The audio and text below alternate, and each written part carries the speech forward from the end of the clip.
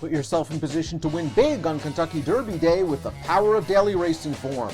Visit shop.drf.com and get past performances, expert picks, betting strategies, clock reports, and more. Again, that's shop.drf.com. Dan Illman, Mike Beer with Grade 1 Stakes action for race number 9 at Churchill Downs on Oaks Friday. It's the lot Troienne for fillies and mares going a mile and a 16th. $750,000 is the purse. Before we look at this quality field, remember to subscribe to the Daily Racing Form YouTube channel for the latest DRF video analysis. Let's take a look at the field for the lot Troienne. It's nice to see that last year's Kentucky Oaks winner, Secret Oath, is back and back in excellent form. Of course, we'll see the 2022 Kentucky Derby winner, Rich Strike, earlier in the day. Secret Oath, 3-1 on the morning line. I think that's a very fair price considering what we've seen from her at Oaklawn from Mr. Lucas. Yeah, it'll be interesting to see if we actually get that price, Dan. I don't know. I feel like she'll go shorter than that. You got to love D-Wayne, though, Dan. He's got, one of the best older filly mares in the country, and he's going to run her. Why not for $750,000? Let's throw up the Timeform US Pace Projector. Secret Oath is a horse that likes to settle in mid-pack, as you see by her number 4 Chicklet. She has a very nice turn of foot when the jock asks her for run, and I'm expecting her to work out this sort of trip. Society showed speed last time out, but that speed was sprinting against a very good field of filly and mare sprinters at Keeneland. I think with that race under her belt and more distance, she's dangerous on the lead. Yeah, I guess more than anything else, especially based off that last one, you just sort of feel like now that she's better going longer. She has really good speed. She'll come out of there running. She'll try to clear to the first turn. The one Played Hard has really good speed as well, and she also has the inside draw here. Search Results wants to be forward, but she doesn't need to be on the lead. Played Hard, in my opinion, is the key to this race from a pace standpoint, because you mentioned her speed, you mentioned her inside post. She loves Churchill Downs, as we talk a little bit more about Played Hard. The last 2 times she raced at Churchill Downs, she won graded stakes races. Not the quality of horses she is going to be facing in the lot Troienne, but she's run very well in her own right. She's coming into this race fresh. I don't think Johnny V is going to take away what's worked for her, and that's her speed. Yeah, that's her running style. I mean, you can just go back and look at any one of her races, Dan. She wants to be part of the pace in her races. The most recent start there, the Fall City, I mean, she ran fine there, but she was 2-5. She got loose on the lead and never really faced a serious challenge there. That being said, the horse that ran second to her, Bellamore, I think her next start, I think, was on synthetic. She came back and ran pretty well on dirt again, though, in California last weekend. So that's a pretty quality win for Played Hard. This is not an easy spot for her, especially with Society in this field, but she's pretty good, this horse. I'm a big fan of the 2 Search Results, who was second in the 2021 Kentucky Oaks and had a pretty good season last year for Chad Brown. It's nice to see her back as a 5-year-old. She ran some solid races last year. She ran very well, I thought, in the Ogden Phipps, just a race where she was battling for the lead, eventually won the duel and then lost the war, only beaten 2 lengths by some good horses like Clairiere and Malathot. She ran well in the Personal Ensign, went second to Malathot after making the lead. Maybe it was one race too much after a hard campaign. She did not run well in the Breeders' Cup Distaff, part of a solid and pressured pace, but just didn't fire. Yeah, that wasn't a good performance from her at the Breeders' Cup, but you're right about the rest of her campaign. She didn't run well off the layoff last year, Dan, but after that, it was nothing but strong performance for her. I really feel like the key for her, too, is she's run fine at 1 1/8 miles several times. I don't think she wants to go that far. I think this distance and maybe a little bit shorter, that's what she really wants. She could get a good trip in this race sitting just off what could be very honest fractions. All she has to do is be ready off the layoff. 2 excellent points. Getting back to this shorter distance, her tactical speed coupled with this inside post position, she might be sitting in the catbird seat in 3rd, just off of the leaders. 63 Caliber is progressive. She's won 5 of 8 starts for Tom Avis. She looked good winning the Grade 3 Cumley in her final start as a 3-year-old. That race was at 1 1/8 miles, and she showed good tactical speed in that race. She was favored in her one and only start this year. She caught a wet track in the Houston Ladies Classic. Maybe she didn't like it. Yeah, I guess you have to try to find some kind of an excuse for her most recent start, Dan. It does kind of feel like it was the toughest race that they ran her in to date. And man, she just didn't run well at all. So I don't really know what to say about her. She's obviously got a lot to prove. Her Cumley was fine at the end of her 3-year-old campaign. I didn't think that was the strongest race in the world, but it was a step in the right direction. We'll see how much she can rebound here.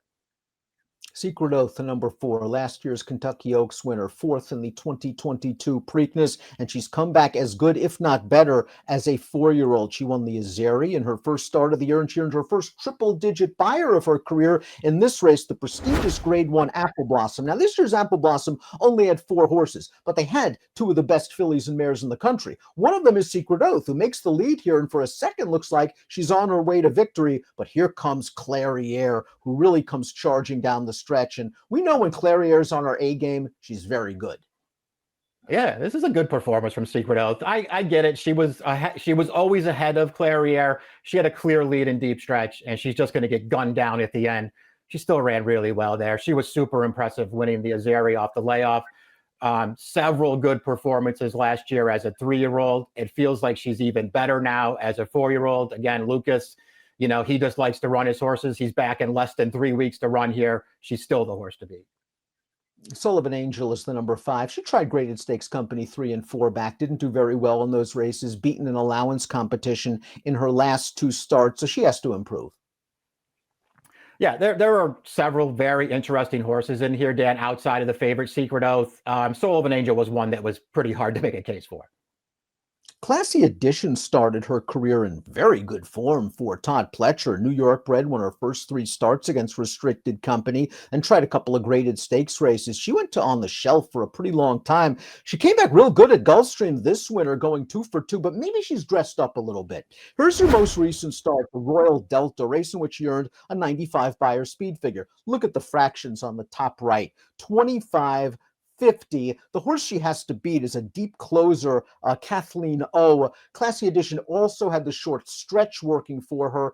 I have to admit, this horse keeps exceeding my expectations. Maybe that last figure in that last race, though, was sort of trip and pace aided.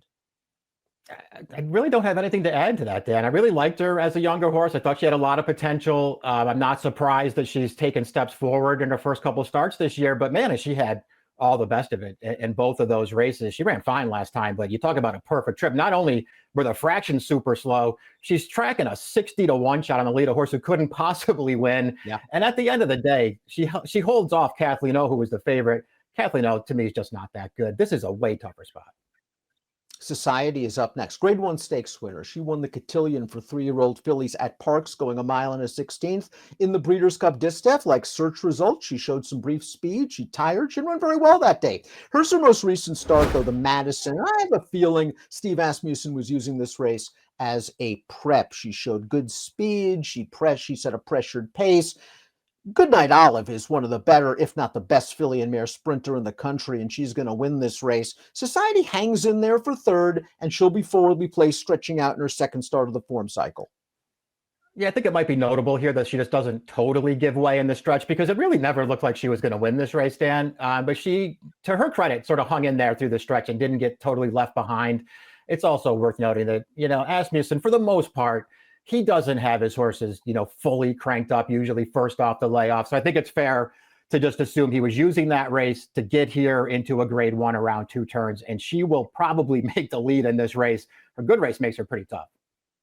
Desert Dawn, the number 8, is a very underrated horse. She upset the Santa Anita Oaks last year. She ran 3rd in the Kentucky Oaks at 50-1. Since then, she's been compromised in some of her races by trips and by slow paces. And I think that's what happened last time out in the Beholder Mile. It was her first race off of a long layoff. It was a race that didn't feature a strong pace, and she still was able to run on for 4th. I think she improves off that race. Whether she's as good as some of the better fillies and mares in this race or the shorter priced ones, that's a different story, but give her some pace, she'll come running. Yeah, I agree with you, Dan. I'm not totally convinced that she's good enough to win this race. But she was a little better, I think, than she looked last year as a 3-year-old. Her Kentucky Oaks behind Secret Oath was actually a pretty good performance at a huge price. And she ran fine after that. She didn't win any of her final 3 starts. She ran fine in all 3 of those races.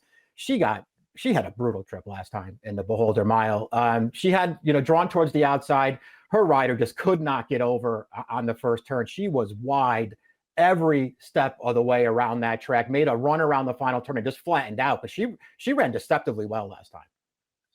Pauline's Pearl won this race last year, and she won her seasonal debut off a long layoff in the Houston Ladies Classic over a muddy track, a race where she had a really good trip, just sitting off the leaders and then blowing by when it counted. Were you as surprised as I was that she was so far back in the early portion of the Beholder Mile last time out? I'm still questioning her overall quality. I know she's a Grade 1 winner. I know she's the defending champion, but I was a little bit surprised that she was far back last time.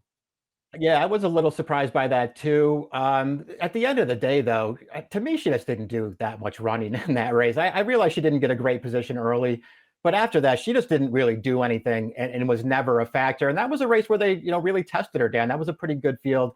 I don't know. She was fine off the layoff, and her good race, I guess, would give her some kind of a chance in here. I just think it's going to be really hard for her to win. Number 10, Amore, was always okay when trained by Todd Pletcher. She was purchased for $400,000 in November, transferred to Brad Cox. They've already made out. She's 3 for 3, including a win in the Beholder Mile, and she showed off some good tactical speed and grit in this race. Fun to Dream's the 4 to 5 favorite. She got the jump on Amore turning for home, but Amore just shows no quit.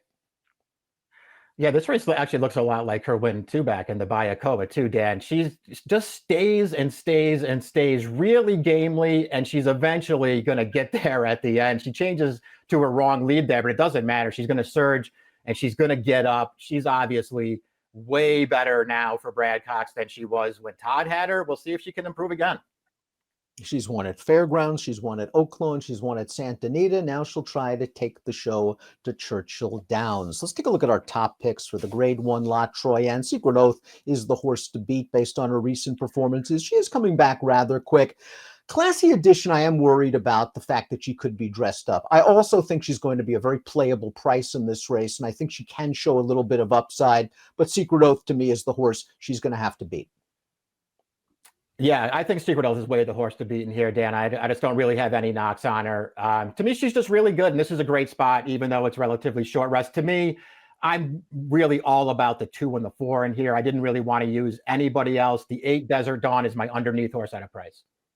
Curious to see how Chad brings Search Results back off the layoff, because she did some very good things last year. Mike's Exacta, 4, 2, 8, and 10. We'll see if Classy Edition can step it up, and if she truly wants to go a mile and a 16th in a truly run race. 6, 4, 10, 2 for me. Lot of respect for Secret Oath in the lot Troienne.